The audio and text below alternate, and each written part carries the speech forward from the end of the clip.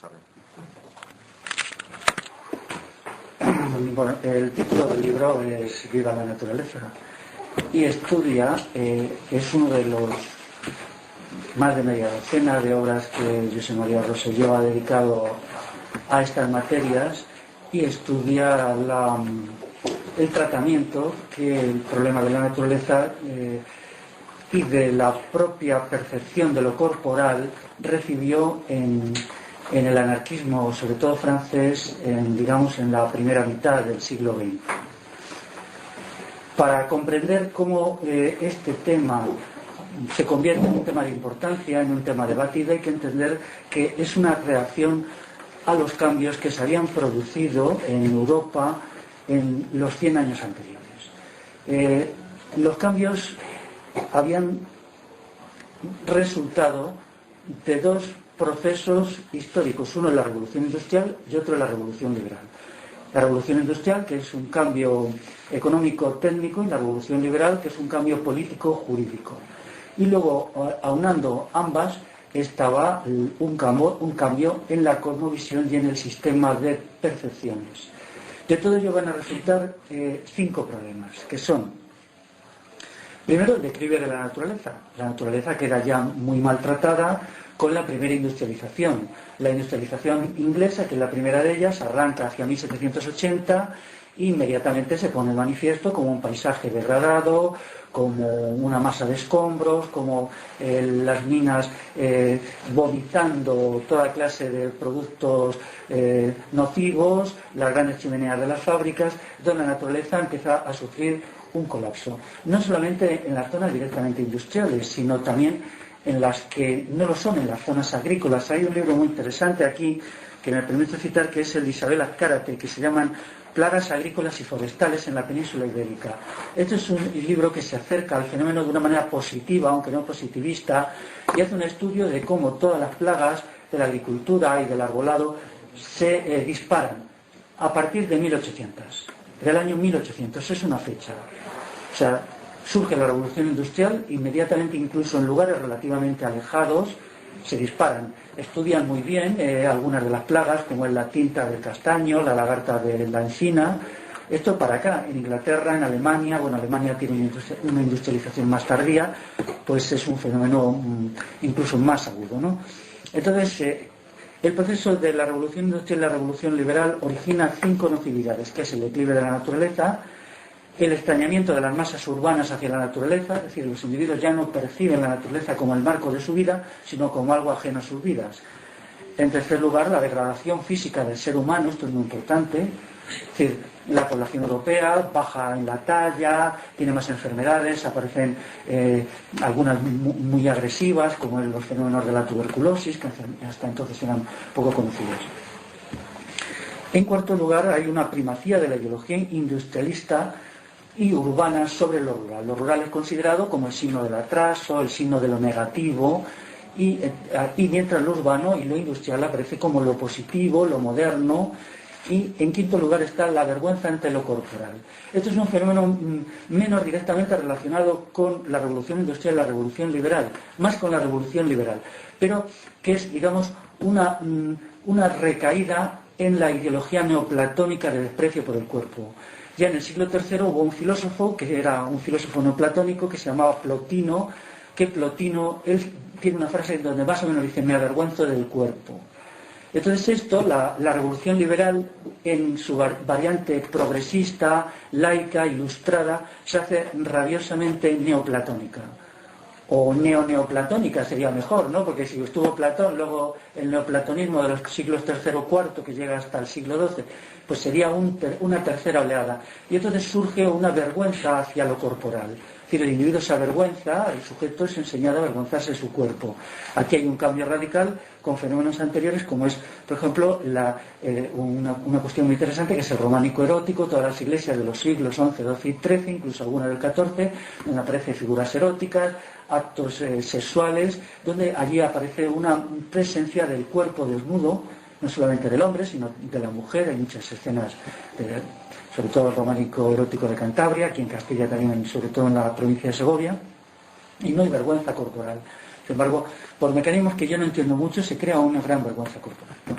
Entonces, como réplica, todo ello surge dentro de lo que se llama el pensamiento libertario, pues un intento de superar esto, superar por una parte el declive de la naturaleza, por otra parte el extrañamiento de las masas urbanas respecto a lo natural, en tercer lugar se intenta superar la degradación del cuerpo física que sufre el individuo y sufre las masas, y luego también un rechazo de la ideología industrialista, de la ideología urbanista, y un intento de comprender cómo debería ser la relación del individuo con la naturaleza y del individuo con su propio cuerpo. Aquí surge el naturismo con unas connotaciones políticas, ideológicas bastante fuertes, ¿no? Entonces esto es precisamente lo que estudian los diversos libros de Josep María Rosselló. No solamente son media docena de libros, sino pues las charlas y conferencias y numerosos artículos que tratan pues diversos asuntos relacionados con esto y cómo son considerados en el pasado, en un pasado inmediato, un pasado que puede ser pues finales del siglo XIX, principios del siglo XX. Los libros están, si lo habéis observado, están muy bien ilustrados, tienen mucha fotografía del pasado también.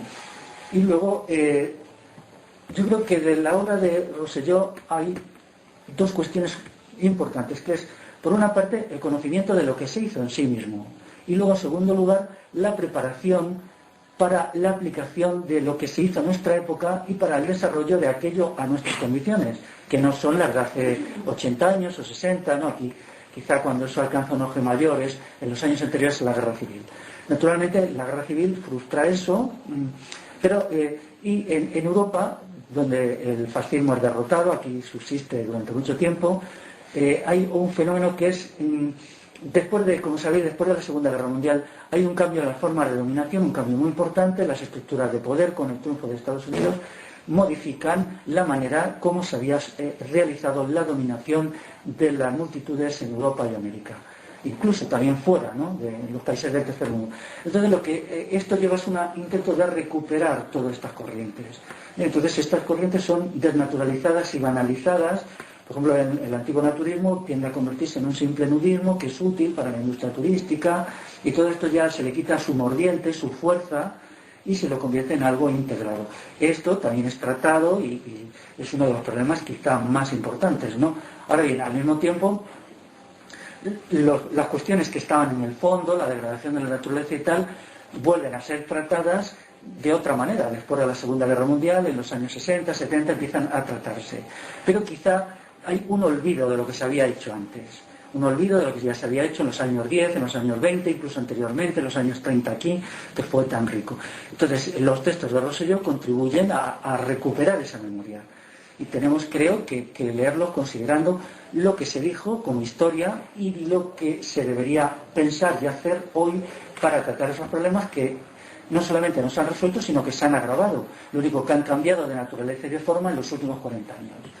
Entonces, bueno, pues ya para terminar diría que sus escritos, pues al enseñarnos cómo se trataron estas cosas antaño, pues nos ayudan a considerarlas de una manera más exacta o año. Y ahora ya, pues que le explique. Pues gracias, Félix. Me has convencido de que escribo cosas interesantes. Pues este libro, dentro de los que, como mencionaba Félix, he escrito, viene a ser como un estudio del progreso. Vamos a estudiar el progreso, que el estudio del naturismo también puede ser un estudio de la concepción de progreso, hasta un punto en que el progreso es cero. Se puede cuestionar el progreso y se puede llegar a un punto de que el progreso ya se considere cero, o sea que no hay progreso. Entonces los demás libros se referían principalmente al naturismo ibérico. Toda la concepción de progreso dentro del naturismo ibérico es una noción de que no es que estén en contra del progreso, sino que están en contra del progreso inmoral, que es lo que decía del industrialismo, el progreso inmoral, que traducido, digamos, en palabras más modernas, en expresiones más modernas, sería el desarrollismo. Están en contra del desarrollismo y a favor de cualquier digamos, invención o progreso de que desarrolle a las personas en sus máximas condiciones, ¿no? Entonces los naturien, que son los que dentro de este libro creo que son los más interesantes para los fines que ya ha marcado Félix, ellos consideraban que el problema no estaba con la industria, sino que había empezado con la civilización, que este era el problema principal y era la causa pues, de todos los males de la humanidad y de la destrucción del planeta. Entonces yo pienso que es interesante porque está escrito el manifiesto Naturien, que es el primero, y luego la argumentación de este manifiesto está escrita en 1897, está escrita en Francia, el país del positivismo, donde toda la idea así de la ciencia, y de la ciencia convertida en religión, pues hay otras personas que opinan diferente y lo opinan en el momento. No lo opinan al cabo de 100 años haciendo un estudio, sino que lo opinan en el mismo momento que aquello sucede. Entonces, ya por eso pienso que es importante, pero también es importante en la medida, hoy en día, de que nos permite pues contrarrestar contrastar o hacernos reflexionar sobre lo que nosotros consideramos evidente. Por ejemplo, un ejemplo es, dicen, no es conveniente, o la escolarización antes de la pubertad es una cosa bestial que destruye el intelecto de las personas por el peso que le dan. Entonces, nosotros estamos acostumbrados pues, a que se va a la escuela desde que eres pequeñito y como siempre se ha hecho, lo cual no es cierto, pero parece que siempre se ha hecho, pues es normal. Pero si alguien, cuando se crean los programas de estudios más o menos modernos, se crean las universidades, te está diciendo, no, es que antes nadie iba a la escuela de esta manera, no ibas de pequeño, te dejaban ya un poco rayadito pero por el agotamiento, no es que tuviera ninguna manera, sino por el agotamiento de dedicarte a estudiar todo eso que ya te dejaban un poco ya desgastado para el resto de la vida, pues si no te lo dice nadie, pues a lo mejor hasta te parece que todo es muy bonito y está muy bien, ¿no? Entonces si hay una voz, discrepante, pues esto siempre ayuda a reflexionar. Entonces, como en otras ocasiones que he presentado el libro, ha habido personas que se han creído que yo estaba haciendo, una apología de lo que se decía en aquel momento, pues escuchando, mientras estaba aquí, una conversación que había por aquí antes, mientras estaba escribiendo, pues estaba escuchando también, me llegaba la voz, que estoy allí escuchando con la antena, pues la cuestión es de que yo, por ejemplo, la presentación que hice en mi barrio en Barcelona, donde yo me crié, aunque ya no vivo allí, pero donde yo me crié, pues la narración de cómo era el barrio cuando yo era un niño y cómo vivíamos y tal, pues ya podría ser también podría ser suficiente contraste para poder, ver más claramente los que nos envuelven. Cuando estamos sumergidos en algo, pues es más difícil verlo, pero si cogemos como una cierta distancia, pues es más fácil discernirlo. Si, por ejemplo, creo que la conversación se hablaba de monedas o de medidas antiguas, pues yo cuando era niño, yo y todo el mundo, no usábamos el sistema métrico decimal, utilizábamos la libra, se utilizaba en catalán, tenía otros nombres, pero que utilizabas onzas y libras para ir a comprar. Por ejemplo, este es un ejemplo de muchas otras cosas que también podían contrastar solo con, con no muchos años atrás en lo que era la vida aquí en este país, ¿no? Con las grandes ciudades. Bueno, pues ya sin más vueltas, lo que voy a hacer es un poco exponer el programa de los Naturien y las argumentaciones que ellos daban en aquel momento. Pueden parecer muy simples, pero esta simpleza yo pienso que es la riqueza que tiene, porque que lo tenían clarísimo, eso también es cierto, y que lo tenían bien argumentado, también es cierto. Entonces, ellos partían de la idea de que se decía entonces y que se dice ahora también, es que no hay comida para todos, porque claro, es que no hay para todos, si no podemos hacer y tal, dice, no, es mentira. Es mentira. ¿Y por qué es mentira? Vamos a ver la población y cuánto territorio. Empezaba a hacer divisiones y había tierra suficiente para todo el mundo. Pero para todo el mundo, contando que esto es importante tenerlo en cuenta, se está hablando de individuos, no se está hablando de sociedades. Ellos están hablando de individuos y individuos, pero que no están hablando de sociedades. Hay terrenos para todo. Si, por ejemplo, fuéramos a decir, pues poner un numerito pequeño, fuéramos 200 personas, pues hay terreno suficiente para que cada una pueda vivir tranquilamente a su aire, pues por los frutos del bosque. Incluso decían en Italia hay poco terreno por la población que hay actualmente, pero tienen buenas costas, entonces pues pueden, compensar una cosa con la otra. Es decir, hay suficientemente suelo fértil para todos, por tanto la miseria, si existe, es por intereses sociales, no por posibilidades reales, por medios reales. Entonces, con la producción natural del suelo, ya, por tanto, se extendería a la abundancia. ¿Cuál es el primer problema? El primer problema es que al poner el arado se rompen pues todas las cadenas, todas las redes de raíces, que es lo que aguanta la tierra y evita la erosión. Por otras partes, si se van talando los bosques, pues nada aguanta el agua ni nada aguanta la nieve. Entonces sí, la tierra está como suelta, porque ya le han quitado la sujeción interna y pasa el agua, pues esta agua va al río y el río va al mar. O sea que van a encontrar la tierra fértil en el suelo marino.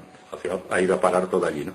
Entonces parece una tontería, pero la desaparición del suelo, de la fertilidad del suelo fértil, pues es lo que origina pues la pobreza, ¿no?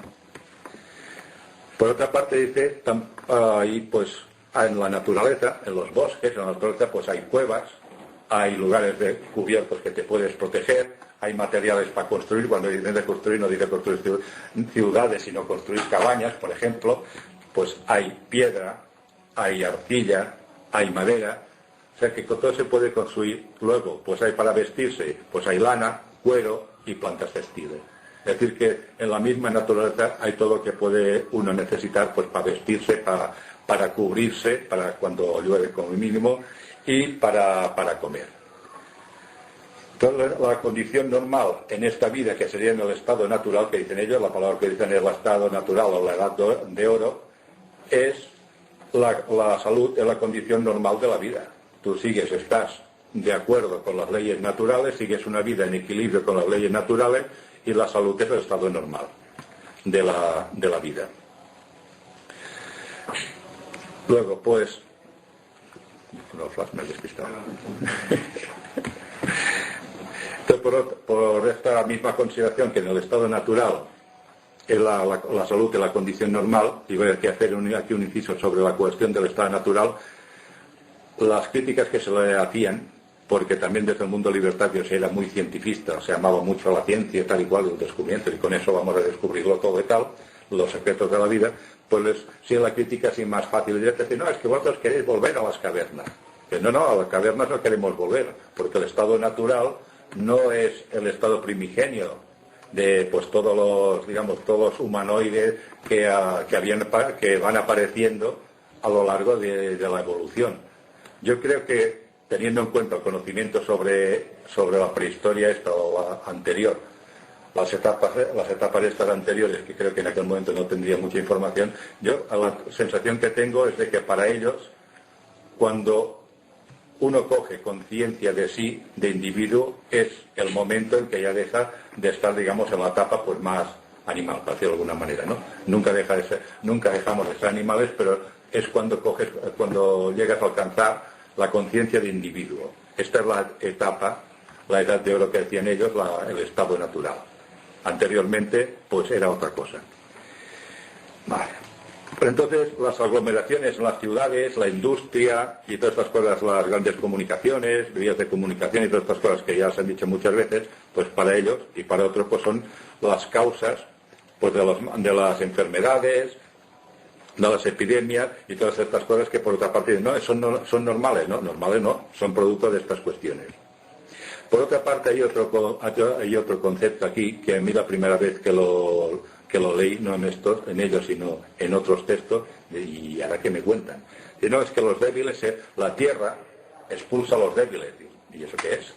Pues entonces representa que pues, todas las personas que son débiles en el sentido de que no son capaces de poder mantenerse pues trabajando la tierra o recolectando frutas o lo que sea, son las personas que desarrollan más el instinto de la astucia, de la sociabilidad. Entonces son los que, como ellos no quieren, no pueden, pues hacen trabajar a los demás. Y ya empiezan a aparecer las jerarquías. Se las inventan para hacer trabajar a los demás, para decirlo de alguna manera. La primera vez que lo leí, que oí hablar de esa palabra, que la tierra expulsa a los débiles, es refiriendo al barrio donde yo nací, en un artículo que hablaba sobre él en los años 30. Entonces dije, en Barcelona está llena de toda la gente que expulsa al campo. Y toda la gente que, pues mira, diciendo claramente, son un poco vagos para trabajar, pues se van a Barcelona. ¿Por qué? Pues porque allí pueden hacerse políticas, pueden hacerse, no sé, hay toda una serie de oficios para todo ese personal pues que se escapa del campo, ¿no? Entonces, es un concepto que pienso es interesante porque normalmente fuera de estas épocas no lo he vuelto a oír. Entonces, por otra parte, no solo las enfermedades físicas, sino las catástrofes naturales, que se dicen que son naturales, pues no son naturales. Son producto pues, de la intervención humana, para variar un poco. Entonces, sobre todo está la cuestión que he dicho antes de los bosques. Las catástrofes naturales, pues eso, de grandes inundaciones o grandes lluvias o gotas de agua, la gota fría y todas estas cuestiones, pues son producto de la intervención humana, principalmente la tala de bosques. La tala de bosques ha sido una de las principales, digamos, causas de todos los cambios atmosféricos y lo que se ha llamado pues catástrofes naturales, que naturales pues no tienen tanto. Y más en su desarrollo, pues aún menos. Luego, continuamos adelante. Entonces, los fenómenos atmosféricos, que es otra condición, es decir, no es que necesitamos pues grandes ciudades y grandes protecciones, porque los fenómenos atmosféricos, pues claro, nos podemos helar, nos podemos coger una insolución, nos puede caer un rayo y quedar en 4 trozos, ¿no? Pues resulta de que no hay ese problema. Si tú sigues el ritmo de día-noche de la naturaleza, y ya la misma naturaleza, pues te da recursos. Si cae el sol así a plomo y te deja fundido, pues para eso está el bosque, que te protege y que está relativamente húmedo. Si tienes frío, pues para eso hay las cuevas y otros refugios naturales que te puedes allí proteger. O sea que si tú vas siguiendo, lo que no puedes hacer es, por ejemplo, ya normalmente la agricultura convencional hacía, en verano, en pleno agosto, no salían a las 9 de la mañana al campo para ararlo, porque sabían que se iban a quedar allí fundidos con solo intentarlo, ¿no? Entonces se levantaban de madrugada, iban al campo y cuando salía el sol, pues se volvían a casa y estaban allí metidos, que se está mejor. Entonces, pues más o menos es esta lógica, que tampoco es así muy extraordinaria para argumentar, ¿no? Luego viene la cuestión de la ciencia, que es uno de los temas más debatidos, porque también algunos de ellos, de los naturienses, se llamaban anticientifistas. Es decir, se ha cambiado la diosa, se ha cambiado el dios así de Abraham, por la diosa razón. Entonces se adora tanto a uno como a otro. Lo único que se ha hecho es cambiar de uno al otro en el pedestal, pero el mecanismo es el mismo. Es decir, la ciencia, ¿para qué realmente sirve? Si estuviéramos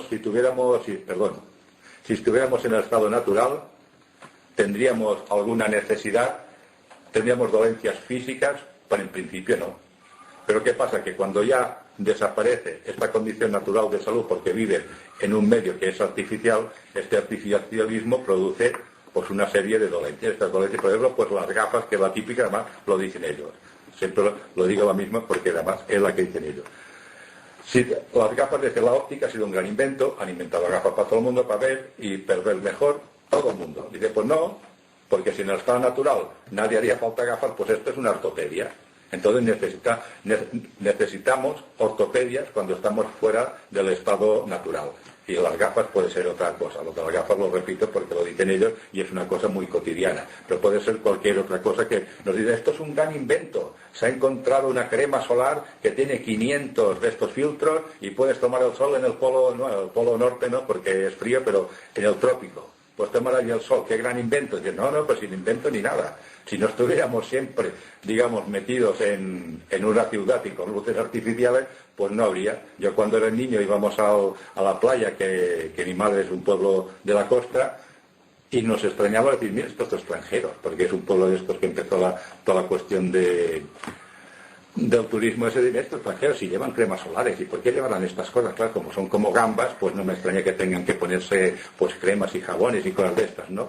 Pero la realidad es que nosotros íbamos un tiempo, cada día, un cuarto de hora, por ejemplo, cada día, los 3 días, pues ya con el sol que cayera no te quemabas. Y si te quemabas una vez y la siguiente, pues ya daba para todo el mes, ya no te volvías a quemar más, ¿no? Sí, quiero decir que son así como tonterías, pero es que yo pienso que esto, la simpleza y la grandeza que tienen esta exposición, es que es muy simple, pero es muy, muy básica, ¿no? Entonces, vamos a ver. Aquí viene una cosa importante, que es, o para mí más importante, que es que la civilización es artificial, determina el sentido de propiedad. Porque de aquí se desarrolla ya toda la otra historieta, ¿no? Ahora ya entra más en la cuestión social. Es decir, cada elemento, cada persona, pues si se fabrica un utensilio, pues no sé, pues para coger la fruta o para lo que sea, pues si es para él, pues muy bien. Si elabora un utensilio que también es para él, pues muy bien. Pero si ya entra el comercio, eso ya es otra cosa. Entonces no es porque sea una cosa, porque hay una especie así de maldad intrínseca que dice, uy, qué malos que somos. No, no. Se nos dice porque el sentido de individualidad de la persona, pues genera que lo que tú haces, cuando ya has elaborado, porque entre coger una caña para hacer caer el fruto o elaborar pues ya con un jarabito que dicen para acercar las ramas, pues ya tiene más elaboración, ¿no? Ya no es tan fácil. Pues decir, cuando tú haces esto es como una obra única. Entonces una obra única no se puede comparar, no se puede, digamos, casar con otra. Es decir, bueno, ¿qué es más importante, qué es más interesante, qué valor tiene una cosa a otra? Pues no se puede. Como entonces en la negociación de estas cosas, para hacer intercambios o para comerciar, siempre hay alguien que queda decir, pues bueno, no me lo han pagado bien, o decir, y yo tan contento que estaba, resulta que no es la mejor, o me han dicho que no era la mejor, cualquier cosa de estas, pues genera malestar. Y esto que parece una tontería, pues va generando el malestar acumulado, porque es una cosa de, digamos, de vida cotidiana. Entonces, ya digo, el comercio es lo que genera pues las jerarquías, los malestares y todas estas cuestiones que tienen que ver con la vida social, jerarquizada y con estados y con estas. Entonces, el progreso, entendiendo el progreso, es el fruto de la esclavitud. Digamos, si el progreso es fruto de estar apartado de la vida natural, del estado natural, pues es fruto de la esclavitud, porque se vive en condiciones de esclavitud. ¿Cómo se caracterizan estas condiciones de esclavitud? Pues las instituciones y condiciones sociales en general van en contra de las leyes de la fisiología. Porque si hay que trabajar, por ejemplo, pues un determinado número de horas en un lugar que tiene contaminación química o de cualquier clase, todo esto son condiciones que van en contra de la fisiología humana. Si hay que vivir luego en las grandes ciudades con todos los coches pasando en luces artificiales y tal, pues todo esto también va en esta misma condición. Y luego, pasamos siguiendo en esta línea más social, lo que siempre se ha comentado es decir, no, es que el problema es que la civilización, ¿para qué está? Para controlar los malos instintos y para favorecer los buenos instintos. No se sabe de quién, pero la idea es esta. Para controlar los malos instintos, porque la ferocidad innata del hombre hay que ponerle unos límites, unas pautas, que sería en definitiva, poniéndolo así más en bonito en filosofía, pues el leviatán de este hombre del Hobbes, de aquello de que el hombre es un lobo para el hombre. Con menos filosofía, pues es así, de fácil, ¿no? Entonces dice, no, es que no hay ni buenos ni malos instintos, solo hay dos instintos, solo la satisfacción de los instintos. ¿Y cuáles son estos instintos? Pues son los siguientes. Pues el instinto es el de la actividad e ingenio, el de la preservación de la vida y de seguridad de la vida, la sociabilidad y la libertad. Estos son los instintos que hay que satisfacer. Nada más. O sea que no hay ni buenos ni malos, solo hay estos y su satisfacción. Y después, vamos a ver qué hay más por aquí, lo de los instintos, que la armonía, que la humanidad, el fin de la humanidad es buscar la armonía, que la armonía está en el estado natural, y con esto pues se cierra un poco la exposición de lo que decía este buen señor. Y ya está. Es que parece, a mí me da la sensación la primera vez que lo vi que era así como muy sencillito, ¿no? Decir, bueno, qué cosas más evidentes, pero la suma de cosas evidentes y en una correlación de los puntos, que estos son los puntos de su programa, de su manifiesto, argumentados, desarrollados. Entonces, me parece, bueno, pues si dice cosas así como muy normalitas, pero estas cosas normalitas al final pues te están haciendo un retrato de lo que es la vida cotidiana desde hace 200 años. Para abundar más en la cuestión esta de, como decía Félix, todo lo que desde el punto de la sociología, todo lo que nosotros consideramos normal, desde comer, vestir, dormir, cómo y cuál, pues todo esto es una cosa que no es de toda la vida, será toda la vida nuestra, pero no de toda la vida, porque esto está inventado pues a finales del siglo XIX, perdón, a principios del siglo XIX. Incluso para el vestir hubo unas grandes campañas que fueron transatlánticas, venían de Estados Unidos aquí, es decir, cómo deben vestir las mujeres para ser morales. El vestido ese de pantalón, chaqueta, corbata, todo eso pues lo inventaron entonces. Los hombres no llevaban pantalones, bueno, no es que no llevaran nada, pero llevaban otra cosa, no llevaban los pantalones que llevamos ahora, ¿no? La cuestión, por ejemplo, de la ropa infantil, pues no había ropa de niño, no era una categoría diferente, había ropa de una talla más pequeña, igual que la de los mayores, pero más pequeña. Entonces, se considera que en épocas anteriores no había niños, al menos en el que había niños por fuerza, había pequeños, pero niños en el sentido de cómo lo consideramos ahora la cuestión esa, la cuestión del amor filial y la cuestión misma de la estructura de la familia y todas estas cuestiones que nos han colocado de fidelidades y otras cosas, pues todo eso es un producto de esta época. Antes se lo miraban de otras maneras. Y no es que fuera ni mejor ni peor, pero que decir, se lo miraban de otras maneras. Entonces, por otra parte, esto no ha aparecido como una seta en la historia, porque ¡pim!, allí aparece una seta, no, sino porque eso hay una interrelación entre la Iglesia y la burguesía para crear este modo de vida, que es el que a ellos pues les favorecía. Y ya acabo, y si hay preguntas sobre esto, pues mejor.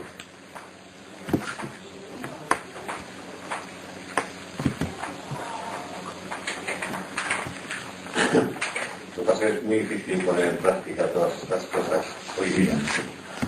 Claro que te lo propongas en muchos aspectos, porque estamos tan lejos de todo lo que se dice ahí ahora, desgraciadamente, sí, que es complicado. Yo me lo veo, lo que sería casi una utopía. Sí. Más que nada es lo que digo yo, es una cuestión de hacernos pensar cómo estamos, ¿no? Porque cuando estás inmerso en algo, no le ves los límites, el contorno. De esta manera, pues tienes ocasión es una ocasión de verlo, ¿no? Y entonces a partir de aquí es cuando puedes ver, pues eso, pues es una utopía, o se podría hacer eso o lo otro, ¿no? Pero si no lo ves, es como que decir, es que es toda la vida, ¿no? Toda la vida no, porque si hace 200 años que se ha descubierto que se funciona así, pues no es toda la vida, ¿no? Yo he hecho una traducción. Perdón. No, es así. Hombre, yo lo que creo es que cae en un cierto simplismo también. Porque no sé, algunas explicaciones como esta de que la tierra expulsa a los débiles y tal, que no sé, a mí me suena un poco como a discurso casi religioso, ¿no? Como explicación del éxodo rural y de por qué la gente deja el campo para irse a la ciudad, ¿no? Pues vamos. Hombre, creo que en conjunto la filosofía de Dios pues está bien, ¿no? Pero que luego cuando bajan ya a puntos concretos yo creo que patinan mucho. Tampoco el tema de que repartiendo la tierra en parcelas equitativas para todo el mundo cabe, es muy discutible, ¿no? Porque la tierra pues también tiene sus límites, aunque evidentemente que si hay pobreza y la gente no come tales porque hay una desigualdad en el reparto y una explotación con intereses minoritarios que no favorecen a la mayoría de la población, pero al margen de eso es que la tierra también tiene sus límites, ¿no? No es algo limitado, y bueno, aquí cabemos todos, ya no. Sí. No sé.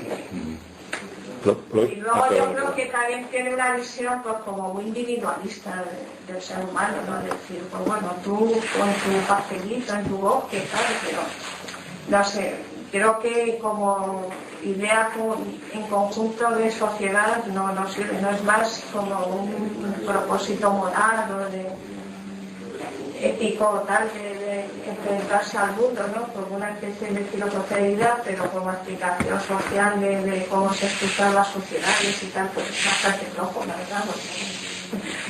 No sé, las explicaciones que dan así me parecen muy simplistas. Y las opciones que dan, ¿qué opciones que dan realmente? Esto es un programa, Tienes que hacer un programa, un manifiesto, digamos. Sí. Lo que pasa es que, aparte del manifiesto, pues lo argumentaron y eso está aquí en 3 páginas, pero para argumentarlo necesitan 20 del libro, ¿no? De todas maneras, si nosotros lo vemos como digamos, como si fuera esto un todo, hay que verlo que estos son respuestas a cosas que les pasan a ellos. Por ejemplo, hay un punto que sí está en los originales, etcétera, o de eso naturalmente, pero que yo no he recogido, que es la cuestión de la prostitución. Porque entonces, pues todas las mujeres que se quedaban, digamos, viudas o que no, bueno, principalmente viudas, que era muy fácil con las condiciones industriales, pues parece ser que no tenían más remedio que la prostitución miserable, ¿no? Entonces para ellos era, para la clase obrera en aquel momento era un gran problema. Entonces ellos, claro, lo recogen. Yo lo he recogido aquí porque si no, pues como quedaría un poco fuera igual de contexto, pues habría que explicar más este punto y no es de los más importantes en este momento, ¿no? Al menos con la importancia que le daban ellos. Respecto a lo que decía esto, es que habla de individuos, no habla de sociedad. Lo que pasa es que es esta idea, ¿qué hay antes de la sociedad? Los individuos. Entonces los individuos deciden asociarse como o no como quieran ellos. Entonces no te está explicando la sociedad. La sociedad, la civilización es el producto de apartarse del estado natural. Entonces nosotros somos individuos, en lo que ponen aquí, que deciden pues asociarse con este, con el otro, para tal cosa, para tal otra, pero no es ya de entrada que digan, somos una sociedad y esta es la forma en que nos vamos a organizar. Respecto a lo que decías del territorio, no es que él responde a la pregunta, si dice, no, es claro, es que somos tantos que no tenemos para comer. Dice, no es que seamos tantos, mira la cantidad de kilómetros que hay de terreno y repartido entre las personas, pero no en un sentido de parcela, sería como, por ejemplo, los de estos, ¿cómo se llaman? Los bosquimanos, creo que son los cazadores recolectores que existen hoy en día. Supongo que no tienen ellos conciencia de que tienen una parcela. Esto la parcela se la ponen los otros, cuando vienen los otros y les ponen un cercado. Dicen, no, esta parcela donde hay la fuente es mía. Dicen, no, pero si antes aquí no había ninguna valla. Es un concepto de bosque, de territorio, y que no responden ellos a la superpoblación, por ejemplo, que hay ahora, porque en aquel momento no la había. Hay 2 cosas que explico respecto a los naturales. Hay dos cosas, como he dicho, que nos va muy bien para conocerlo. Primero, saber que estaban en Montmartre cuando Montmartre no era París. Pero ellos van viendo que la ciudad va viniendo. La historia, la evolución de Madrid no la conozco, pero la de Barcelona sí que en este aspecto la conozco más, y muchos de los barrios hace menos de 100 años que están anexionados a Barcelona, ¿no? Entonces ellos veían que se iba acercando a la industrialización esa. Tenían sus ríos, sus molinos, sus campos, sus casitas. O sea que ahí veían pues que este tipo de vida pues iba como a menos, ¿no? O que iba a desaparecer. Por otra parte, como en aquellos hacía poco, que había sido la época que decían de las bombas en el movimiento anarquista, pues la policía, la que oían palabra anarquista, pues iban allí y tomaban nota de todo. Entonces, gracias a los archivos policiales precisamente, pues se sabe todo lo que hacían, porque se ve que estaban al quite de todo lo que hacían esta gente, ¿no? Entonces hay cantidad de informes que el que ha estudiado más en Francia este movimiento, pues principalmente se ha documentado con los informes estos de los archivos históricos. Y esas 2 cosas nos permiten saber, pues bien, ¿no? Recuperar, por ejemplo, las revistas, que había pocas colecciones y cosas. Entonces, la respuesta es esa. No se puede hablar, no te van a decir nada de la sociedad, porque es que ellos no hablan de ninguna sociedad. No te van a decir nada del territorio, primero porque ellos no tenían el crecimiento que ha habido en los últimos 20 años o 30, y segundo porque no lo hacían como parcela, decir, ¿cuántos somos? 2.000, por 2.000 por 2.000 kilómetros cuadrados, pues nos toca uno cada uno, no. Él contestaba a esto, es decir, ¿cómo que una tierra? Pues si somos 1.000 y hay 1.000 kilómetros cuadrados, pues hay tierra de sobras para todos para poder alimentarnos, ¿no? Teniendo en cuenta que supongo que favorecerían también que el bosque.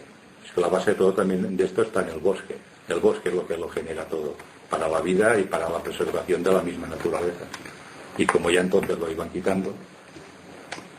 Me acuerdo de una novela que leí, una novela que empieza la novela, el protagonista sentado en una montañita y está mirando pues toda la comarca.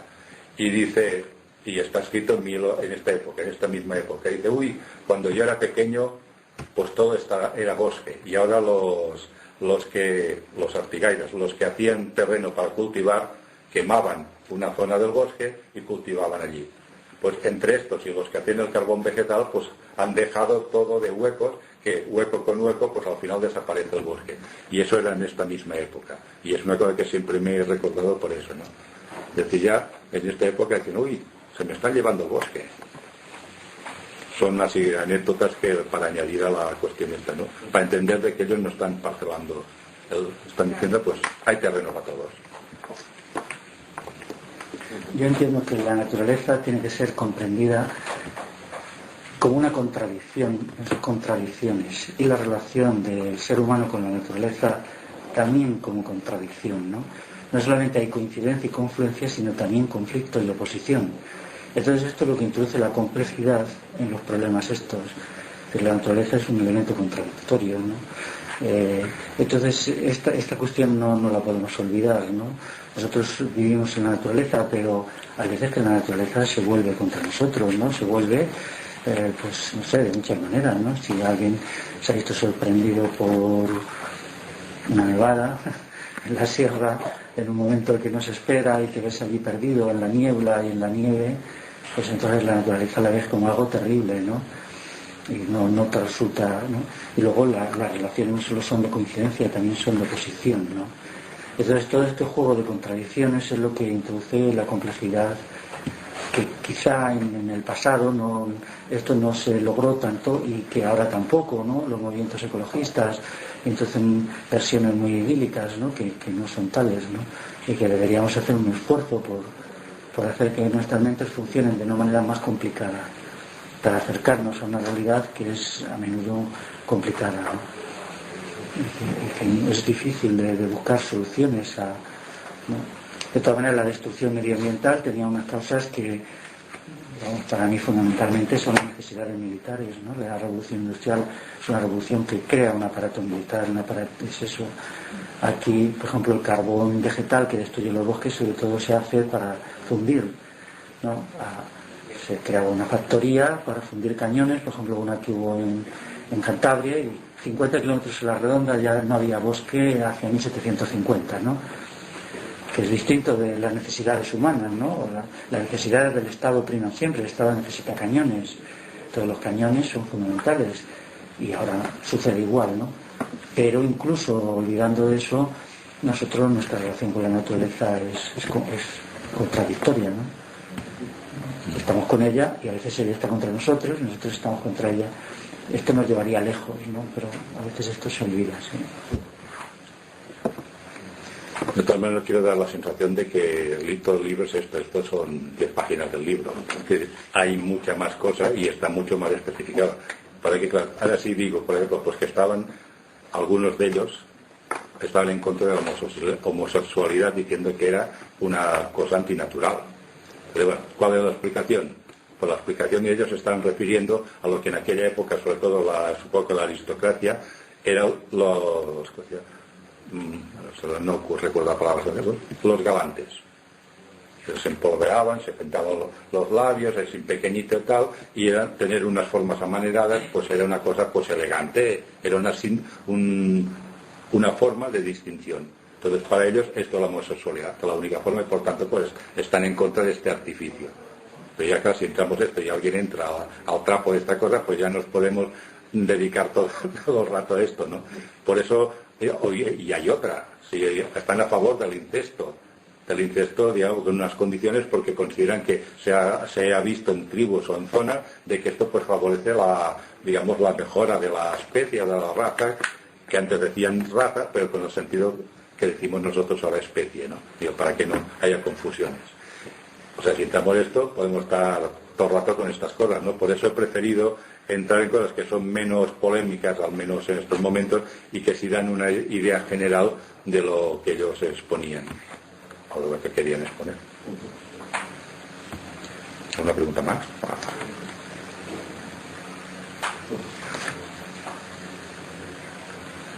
Luego el naturismo, claro, ahora con lo de la liquidación de la capa de ozono, pues incluso el nudismo tiene un carácter ambivalente, ¿no? Porque claro, ¿no? Hace poco, no sé, a lo mejor alguien de aquí ha oído algo sobre es que no he conseguido averiguar todavía. Se ha dado los datos de la última medición del agujero de la capa de ozono, se ha dado hace 3 o 4 días, no he conseguido enterarme si ha disminuido o ha crecido. Yo entiendo que ya va creciendo con alguna disminución temporal desde hace bastantes años. Es más, es un problema de muy difícil solución, pero claro, en las condiciones actuales, teniendo en cuenta que la capa de ozono quizá lleve 40 años existiendo, el fenómeno de la vida en la naturaleza, tomar el sol, todo esto no se puede interpretar como hace 80 años, porque el sol de repente se ha vuelto nocivo, ¿no? Hombre, siempre he tenido un punto de nocividad, ¿no? Incluso antes, también, pues se creaba también problemas el sol, ¿no? Pero no como ahora, claro, la capa de ozono protegía, ¿no? Entonces todas las cuestiones estas tienen que adaptarse a una sociedad muy diferente de lo que era hace 80 años. No solamente la sociedad, sino nuestro conocimiento de las cosas es ahora mucho mayor. Entonces hay que leerlo como una perspectiva histórica, con la perspectiva histórica de 80 años, ¿no? Igual que la noción de lo natural, que ahora es una noción tomada de Rousseau, ¿no? Aquí son franceses, entonces lo toman de ¿no? La idea de lo natural de Rousseau, que bueno, también tenía un elemento positivo, la sociedad se estaba artificializando mucho, en manos de la aristocracia del antiguo régimen y todo esto, ¿no? Pero claro, tiene elementos conflictivos. En definitiva, lo natural tiene que ser histórico, tiene que ser definido históricamente. No hay una esencia abstracta humana desde siempre. Entonces, claro, eso nos llevaría a cómo son las definiciones de lo natural en cada época, ¿no? A no ser que aceptemos un esencialismo que nos llevaría a Aristóteles de cabeza, ¿no? Claro, quizá la idea de lo natural nuestro difiere, ¿no? Y debe diferir. Pero con estas salvedades se pueden entender estos textos y leer con aprovechamiento, ¿no? Ahora que ha dicho Rousseau es que precisamente el que se dedica más o se ha dedicado a estudiar en Francia estos digamos estos autores, pues él considera que son la influencia de Rousseau en el movimiento obrero. Entonces la idea esa de la vuelta a la naturaleza pues sí que viene entre otros autores pues de Rousseau, que según parece, pues lo que hizo es transformar en sociología la idea de Spinoza de la sustancia universal. Entonces, al transformarlo en sociología, pues se convierte en una especie de programa para la vuelta a la naturaleza.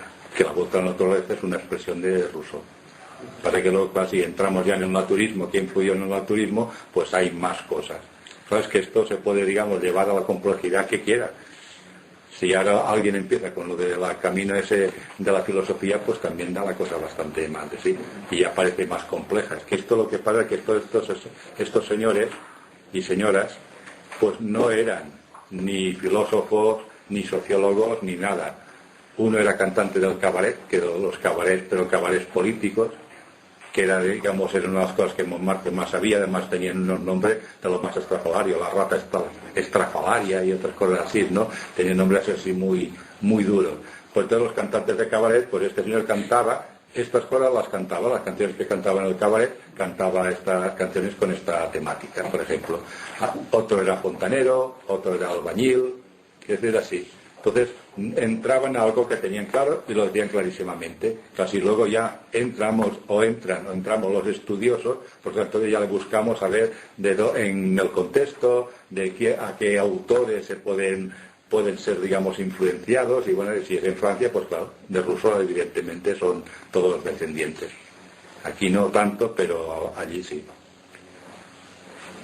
No sé, no quiero dar la sensación de que es así, pues como que es una cosa así como muy sencillita y para estar por casa, ¿no?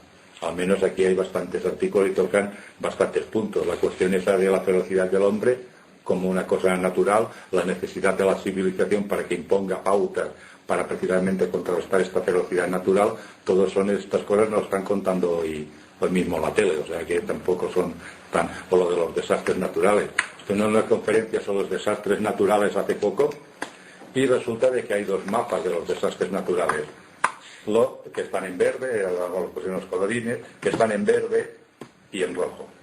Ahora, entonces los que están en verde, no sé si corresponde cada color bien, pero cada color corresponde a un concepto, os puedo decir. En verde está el mapa mundi, en plano.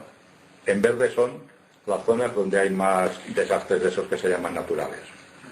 Y en verde, si está en verde, pues en rojo será, en rojo las desgracias que ocasionaba, especialmente pues de vidas, ¿no? De muertes serían todas. Entonces cogías, en ese mapa estaba Estados Unidos plagado de verde. Es decir, allí pues debe haber un catástrofe natural pues cada día o cada 5 minutos. Pero rojo casi no tenía, que es lo curioso, ¿no? Entonces te ibas, por ejemplo, a Asia, a la parte centro de Asia, y había poco verde, pero mucho rojo. Es decir, que cualquier cosa que pase, pues allí repercute mucho más, ¿no?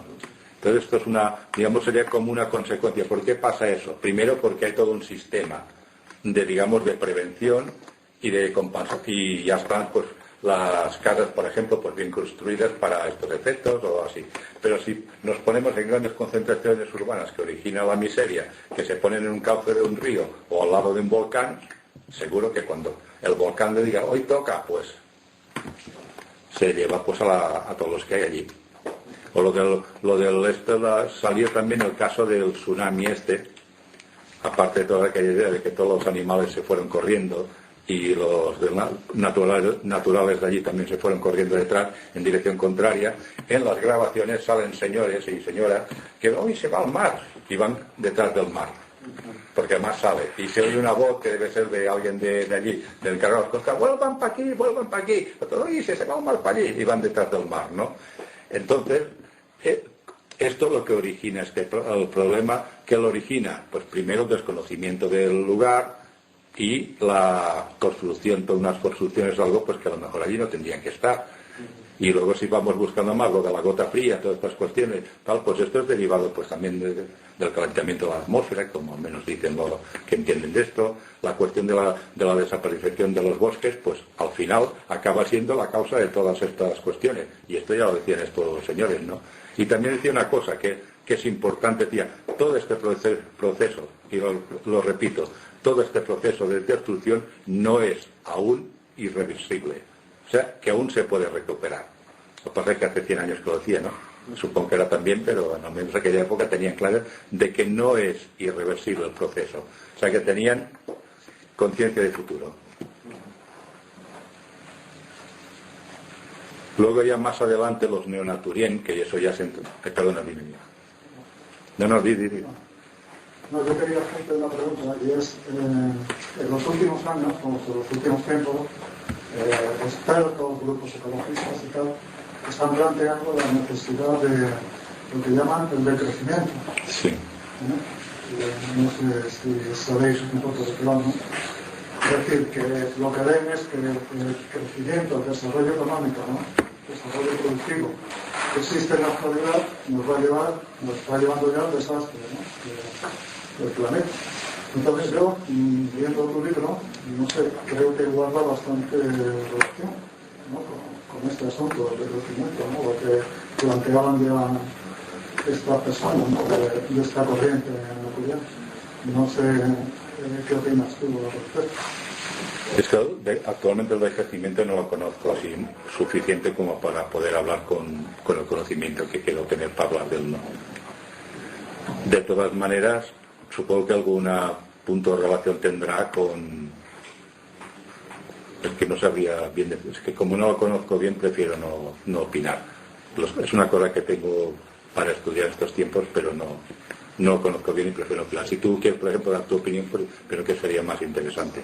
No, yo por lo poco que sé, tampoco tengo un conocimiento profundo, ¿no? Pero por lo poco que sé, se están dando argumentos, ¿no? A favor del crecimiento que, leyendo por ejemplo este libro, creo que tienen bastante relación.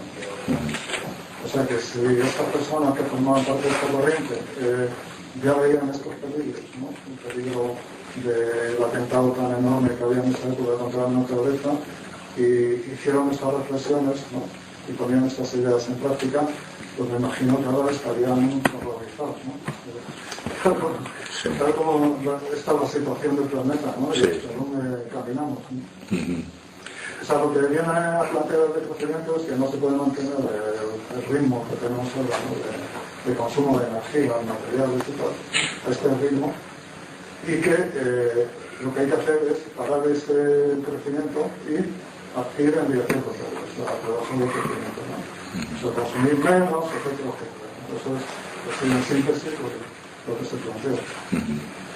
Entonces creo que guarda bastante relación, ¿no? Porque decían toda esta persona, ¿no? Y este movimiento naturien.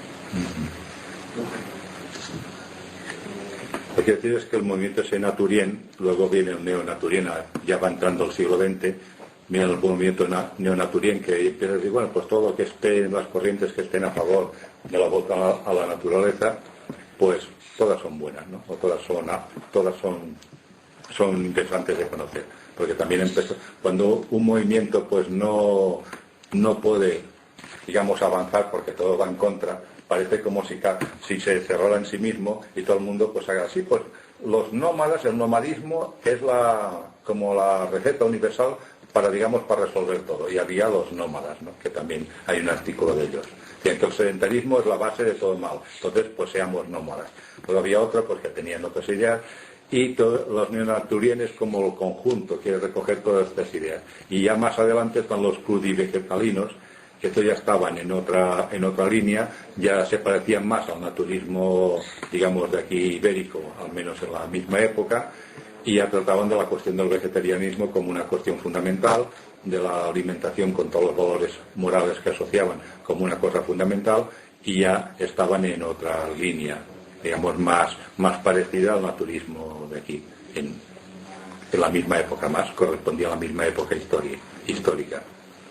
Yo siempre he pensado que el planteamiento, los planteamientos naturien, los primeros, los más originarios, que son los que más para mí contrastan, son más parecidos, si trasladamos de países y de épocas, más parecidos a lo que se llama ahora el anarcoprimitivismo, que tampoco es que conozca mucho, pero yo creo que se parecen más los presupuestos, sobre todo por la cuestión de individuos, que habla, antes de sociedad, habla de individuos, pero también, como recordaréis, uno de los instintos naturales del hombre es la sociabilidad. Lo que pasa es que eres tú quien decides asociarte, no que ya naces en una sociedad, te dices, mira, pues has caído aquí, hay estas pautas, y te aguantas si no te gustan, y si no, pues hace lo que creas conveniente, pero está aquí la cosa.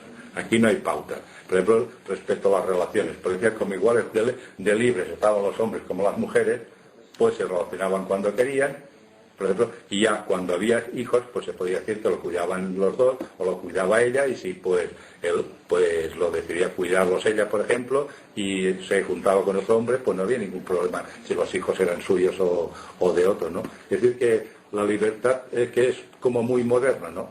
En realidad, aunque sea como una exposición muy simple, yo también creo que he contribuido a simplificarla, pues la verdad es que es todo como muy moderno, ¿no?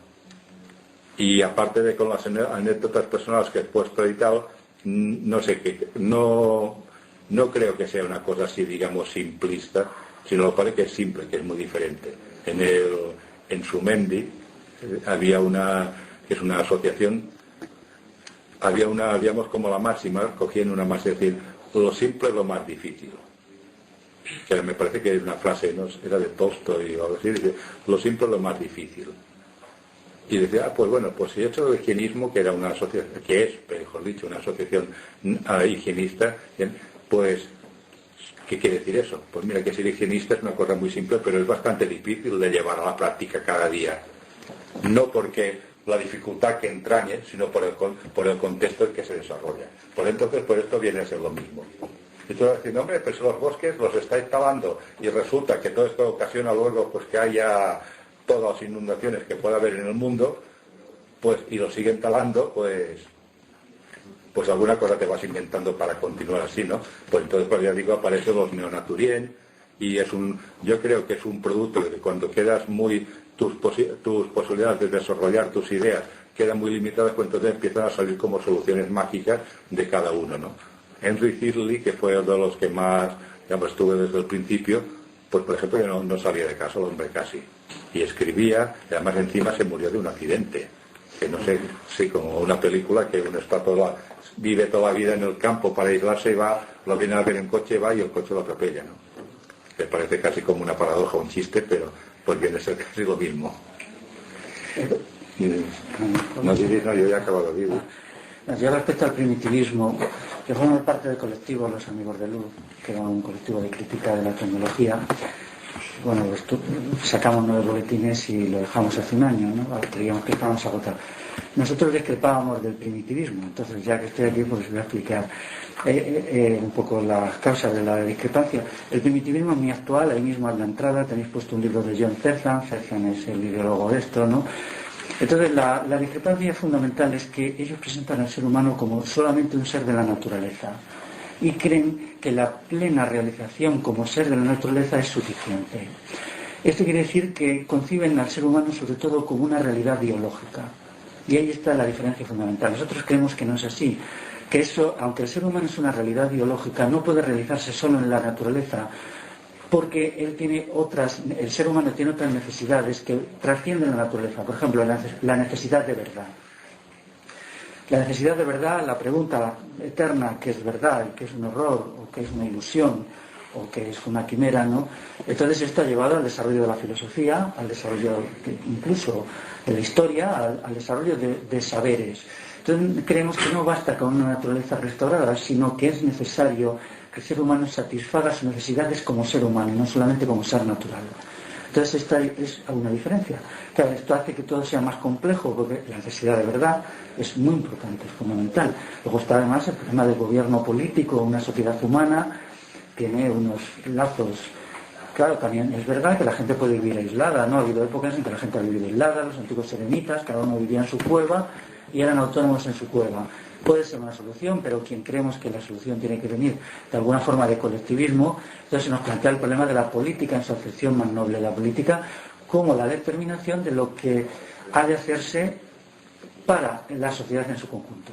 Entonces, si nosotros tenemos la necesidad de verdad, la necesidad política y algunas otras necesidades, por ejemplo la necesidad de belleza, hay una belleza de la naturaleza, pero hay una belleza del arte. El arte es distinto de la belleza de la naturaleza.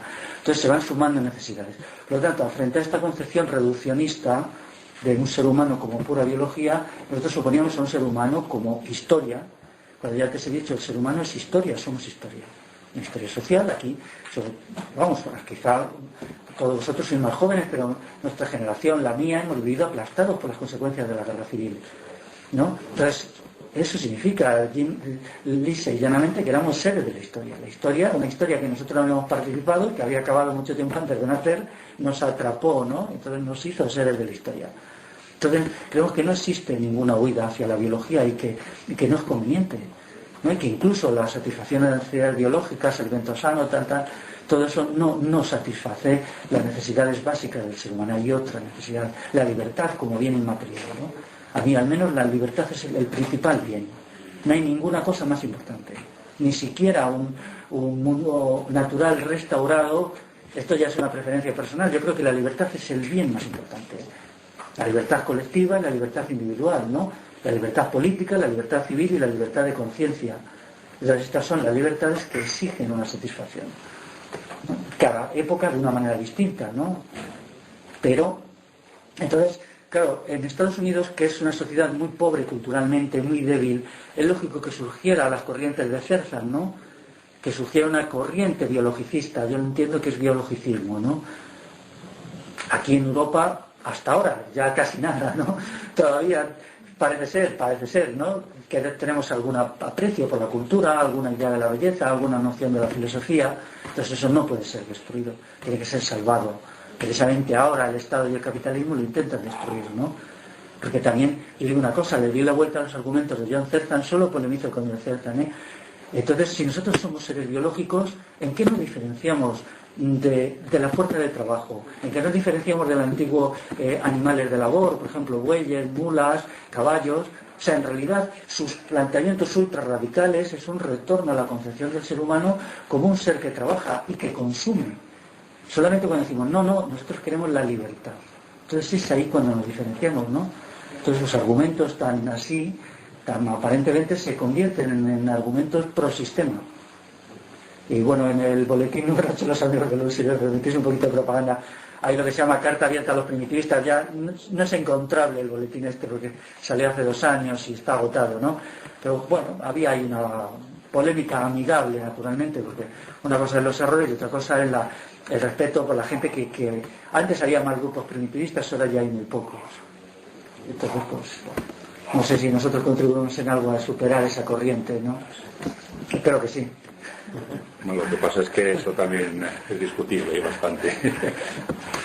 Por una parte, no es un biologismo. Les explico que sea un biologismo a la medida que el biologismo es que solo se ocupa de la parte, digamos, fisiológica de la persona. Entonces, cuando ya pone que los instintos, ya dicen que los instintos son de actividad e ingenio, preservación de la vida y seguridad, sociabilidad y libertad, pues ya aquí ya no es solo el biologismo. Si fuera biologismo, al menos los naturienes, no me estoy refiriendo al primitivismo, pues solo te hablarían pues de cómo comer mejor, de que es la alimentación natural más sana y que si tomas el sol es más sano que si no lo tomas, ¿no? Entonces, cuando ya entran en unos conceptos sociales, entonces ya no es biologismo. El biologismo es cuando solo se queda en el aspecto biológico o fisiológico, si queremos decir, que queda aún más claro. Por otra parte, respecto a lo de la cultura, todo eso vuelvo a decir, antes de entrar en lo de la cultura, de que todo esto son respuestas a un momento. Si ves que tu tipo de vida va a desaparecer porque se lo engulle otro que no te proporciona nada, solo malestar, pues reaccionas. Entonces ellos reaccionan delante de eso y es su propuesta o su crítica a eso y hay que entenderlo como tal, no como un manifiesto, decir esto es lo que hay que hacer. Es otra cosa. Como has dicho tú, ya han pasado 80 años, es otra cosa, ¿no? Entonces, respecto a lo de la cultura y al individuo, que parece que son los conceptos así más duros o más conflictivos. Respecto a la cultura no es que ellos estén en contra de la cultura, sino que están en contra de la cultura institucional.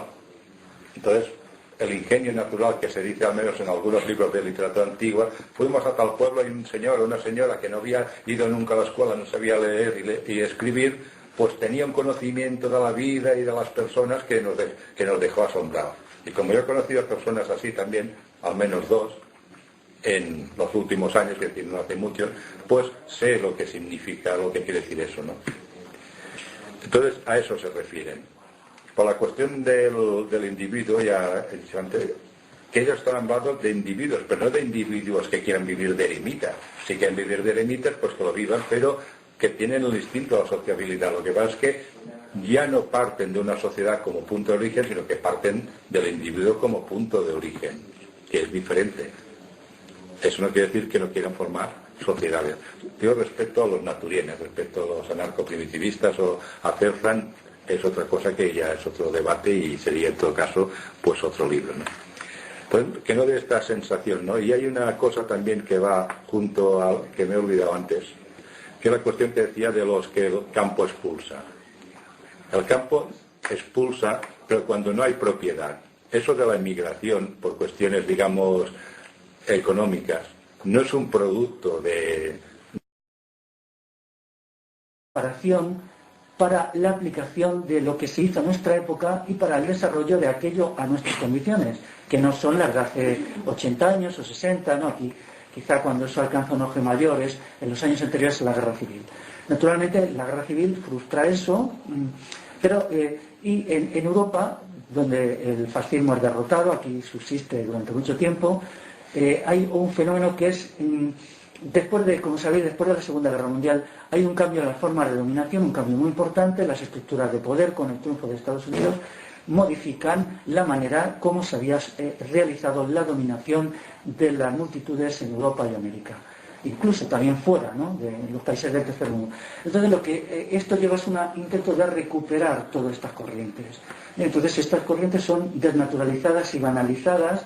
Por ejemplo, el antiguo naturismo tiende a convertirse en un simple nudismo que es útil para la industria turística y todo esto ya se le quita su mordiente, su fuerza y se lo convierte en algo integrado. Esto también es tratado y es uno de los problemas quizá más importantes, ¿no? Ahora bien, al mismo tiempo, las cuestiones que estaban en el fondo, la degradación de la naturaleza y tal, vuelven a ser tratadas de otra manera. Después de la Segunda Guerra Mundial, en los años 60, 70, empiezan a tratarse. Pero quizá hay un olvido de lo que se había hecho antes, un olvido de lo que ya se había hecho en los años 10, en los años 20, incluso anteriormente, en los años 30 aquí, que fue tan rico. Entonces, los textos de Rosselló contribuyen a recuperar esa memoria. Y tenemos, creo, que leerlo considerando lo que se dijo como historia y lo que se debería pensar y hacer hoy para tratar esos problemas que no solamente no se han resuelto, sino que se han agravado. Lo único que han cambiado de naturaleza y de forma en los últimos 40 años. Entonces, bueno, pues ya para terminar diría que sus escritos, pues al enseñarnos cómo se trataron estas cosas antaño, pues nos ayudan a considerarlas de una manera más exacta o daño. Y ahora ya, pues que le explique. Pues gracias, Félix. Me has convencido. Bueno, el título del libro es Viva la naturaleza y estudia, es uno de los más de media docena de obras que José María Rosselló ha dedicado a estas materias y estudia el tratamiento que el problema de la naturaleza y de la propia percepción de lo corporal recibió en el anarquismo, sobre todo francés, digamos en la primera mitad del siglo XX. Para comprender cómo este tema se convierte en un tema de importancia, en un tema debatido, hay que entender que es una reacción a los cambios que se habían producido en Europa en los 100 años anteriores. Los cambios habían resultado de dos procesos históricos, uno es la revolución industrial y otro es la revolución liberal. La revolución industrial, que es un cambio económico-técnico, y la revolución liberal, que es un cambio político-jurídico. Y luego, aunando ambas, estaba un cambio en la cosmovisión y en el sistema de percepciones. De todo ello van a resultar 5 problemas, que son: primero, el declive de la naturaleza queda ya muy maltratada con la primera industrialización. La industrialización inglesa, que es la primera de ellas, arranca hacia 1780 e inmediatamente se pone en manifiesto como un paisaje degradado, como una masa de escombros, como las minas vomitando toda clase de productos nocivos, las grandes chimeneas de las fábricas, donde la naturaleza empieza a sufrir un colapso. No solamente en las zonas directamente industriales, sino también en las que no lo son, en las zonas agrícolas. Hay un libro muy interesante aquí que me permito citar, que es el de Isabel Azcárate, que se llaman Plagas agrícolas y forestales en la península ibérica. Este es un libro que se acerca al fenómeno de una manera positiva. De que sí, cosas interesantes. Pues este libro, dentro de los que, como mencionaba Félix, he escrito, viene a ser como un estudio del progreso. Vamos a estudiar el progreso, que el estudio del naturismo también puede ser un estudio de la concepción de progreso, hasta un punto en que el progreso es cero. Se puede cuestionar el progreso y se puede llegar a un punto de que el progreso ya se considere cero, o sea que no hay progreso. Entonces los demás libros se referían principalmente al naturismo ibérico. Toda la concepción de progreso dentro del naturismo ibérico es una noción de que no es que estén en contra del progreso, sino que están en contra del progreso inmoral, que es lo que decía del industrialismo, el progreso inmoral, que traducido, digamos, en palabras más, o en expresiones más modernas, sería el desarrollismo. Están en contra del desarrollismo y a favor de cualquier digamos, invención o progreso de que desarrolle a las personas en sus máximas condiciones, ¿no? Entonces los naturien, que son los que dentro de este libro creo que son los más interesantes para los fines que ya ha marcado Félix, ellos consideraban que el problema no estaba con la industria, sino que había empezado con la civilización, que este era el problema principal y era la causa, pues, de todos los males de la humanidad y de la destrucción del planeta. Entonces yo pienso que es interesante porque está escrito el manifiesto naturien, que es el primero, y luego la argumentación de este manifiesto está escrita en 1897, está escrita en Francia, el país del positivismo, donde toda la idea así de la ciencia y de la ciencia convertida en religión, pues hay otras personas que opinan diferente y lo opinan en el momento. No lo opinan al cabo de 100 años haciendo un estudio, sino que lo opinan en el mismo momento que aquello sucede. Entonces, ya por eso pienso que es importante, pero también es importante en la medida. Y entonces surge una vergüenza hacia lo corporal. Es decir, el individuo se avergüenza, el sujeto es enseñado a avergonzarse de su cuerpo. Aquí hay un cambio radical con fenómenos anteriores, como es, por ejemplo, una cuestión muy interesante, que es el románico erótico. Todas las iglesias de los siglos XI, XII y XIII, incluso alguna del XIV, donde aparecen figuras eróticas, actos sexuales, donde allí aparece una presencia del cuerpo desnudo, no solamente del hombre, sino de la mujer. Hay muchas escenas, sobre todo el románico erótico de Cantabria, aquí en Castilla también, sobre todo en la provincia de Segovia, y no hay vergüenza corporal. Sin embargo, por mecanismos que yo no entiendo mucho, se crea una gran vergüenza corporal, ¿no? Entonces, como réplica, todo ello surge dentro de lo que se llama el pensamiento libertario, pues un intento de superar esto, superar por una parte el declive de la naturaleza, por otra parte el extrañamiento de las masas urbanas respecto a lo natural, en tercer lugar se intenta superar la degradación del cuerpo física del que sufre el individuo y sufre las masas, y luego también un rechazo de la ideología industrialista, de la ideología urbanista, y un intento de comprender cómo debería ser la relación del individuo con la naturaleza y del individuo con su propio cuerpo. Aquí surge el naturismo con unas connotaciones políticas, ideológicas bastante fuertes, ¿no? Entonces esto es precisamente lo que estudian los diversos libros de Josep María Rosselló. No solamente son media docena de libros, sino pues las charlas y conferencias y numerosos artículos que tratan pues diversos asuntos relacionados con esto y cómo son considerados en el pasado, en un pasado inmediato, un pasado que puede ser pues finales del siglo XIX, principios del siglo XX. Los libros están, si lo habéis observado, están muy bien ilustrados, tienen mucha fotografía del pasado también.